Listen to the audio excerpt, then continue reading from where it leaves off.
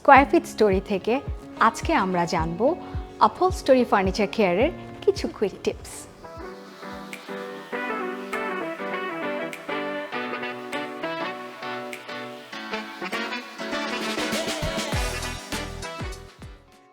Cushion বা বালিশ মাঝে মধ্যে 3 থেকে 6 মাস অন্তর উল্টে পাল্টে নিলে তুলোর জমাট ভাবটা ছেড়ে যাবে।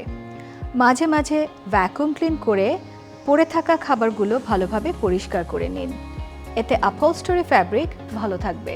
তাছাড়া বছরে একবার প্রফেশনাল ডিপ ক্লিনিং করিয়ে নিতে পারেন। আর নিজ হাতে ডিপ ক্লিন করতে চাইলে সামান্য ক্লিনিং সলিউশন একটি কাপড়ে নিয়ে সোফার পেছনের অংশে আগে অ্যাপ্লাই করুন। দেখুন ফ্যাব্রিকের রঙে কোনো তারতম্য ঘটছে কিনা। সব কিছু ঠিক থাকলে সোফার বাকি অংশটাও সেরে ফেলুন। আপহোলস্টোরিতে লিকুইড কিছু পড়লে একটি সুতি কাপড় অথবা খবরের কাগজ দিয়ে আগে সেটিকে ব্লট করে নিন। ভুলেও রগড়াবেন না, এতে বেশি জায়গা জুড়ে ড্যামেজ হওয়ার একটা সম্ভাবনা থাকে। যে কোনো ধরনের দাগ ভেতর থেকে বাইরের দিকে পরিষ্কার করবেন। একই পন্থা অবলম্বন করে ধুয়ে নিতে পারবেন।